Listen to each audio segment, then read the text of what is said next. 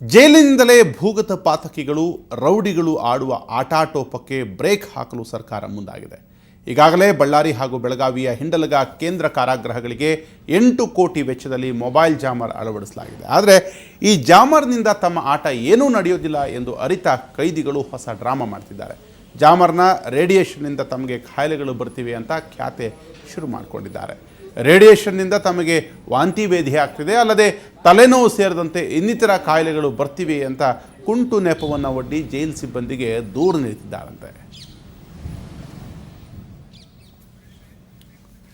ಈ ಕುರಿತಾಗಿ ಮಾತಾಡ್ತಾರೆ ನಮ್ಮ ಬಳ್ಳಾರಿ ಪ್ರತಿನಿಧಿ ನರಸಿಂಹಮೂರ್ತಿ. ಜಾಮರ್ನಿಂದ ವಾಂತಿ ಭೇದಿ ಶುರುವಾಗತ್ತೆ ಅಂತ ಕೆಲವು ಕೈದಿಗಳು ಜೈಲು ಸಿಬ್ಬಂದಿಗೆ ದೂರನ್ನು ಕೊಡ್ತಿದ್ದಾರೆ ಅಂತ. ಏನಿದು ಘಟನೆ?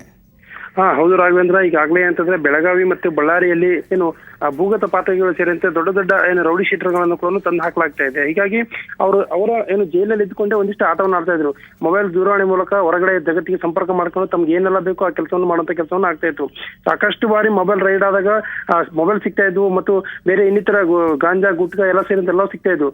ರೈಡ್ ಆದಾಗ ಮಾತ್ರ ಅವು ಸಿಗ್ತಾ ಇದ್ವು, ಮತ್ತೆ ಅದೇ ರೀತಿಯಾಗಿ ಕೆಲಸ ನಡೀತಾ ಇತ್ತು. ಹೀಗಾಗಿ ಇದಕ್ಕೆಲ್ಲದಕ್ಕೂ ಕಡಿವಾಣ ಹಾಕುವ ನಿಟ್ಟಿನಲ್ಲಿ ಕಳೆದ ವರ್ಷ ಒಂದು ಅಲಾಟ್ಮೆಂಟ್ ಆಗಿತ್ತು. 8 ಕೋಟಿ ರೂಪಾಯಿ ವೆಚ್ಚದಲ್ಲಿ ಬಳ್ಳಾರಿ ಮತ್ತು ಬೆಳಗಾವಿ ಎರಡು ಜೈಲಿಗೆ ಒಂದು ಜಾಮರ್ನ ಹಾಕುವಂತ ಕೆಲಸವನ್ನು ಆಯ್ತು. ಅದೀಗ ಕಳೆದ 2 ತಿಂಗಳಿಂದ ಪೂರ್ಣಗೊಂಡಿದೆ. ಹೀಗಾಗಿ ಜೈಲಿನಲ್ಲಿ ಕೈದಿಗಳ ಆಟ ಏನು ನಡೀತಾ ಇಲ್ಲ. ರೌಡಿ ಶೀಟರ್ ಮತ್ತು ಕುಖ್ಯಾತ ಭೂಗತ ಪಾತಕಿಗಳಿದ್ರು ತಮ್ಮ ಆಟಗಳು ಯಾವುದು ನಡೆಯೋದಿಲ್ಲ ಅನ್ನೋ ನಿಟ್ಟಿನಲ್ಲಿ ಈಗ ಹೊಸ ನಾಟಕವನ್ನು ಪ್ರಾರಂಭ ಮಾಡಿದ್ರೆ ಜಾಮರ್ದಿಂದ ನಮಗೆ ತಲೆನೋವಾಗುತ್ತೆ ಮತ್ತು ವಾಂತಿ ಭೇದಿ ಆಗುವಂತ ಕೆಲಸ ಆಗ್ತಾ ಇದೆ. ಹೀಗಾಗಿ ಆ ಜಾಮರನ್ನು ತೆಗೀರಿ ಅನ್ನೋಂತ ಮಾತನ್ನ ಹೇಳ್ತಾ ಇದ್ದಾರೆ.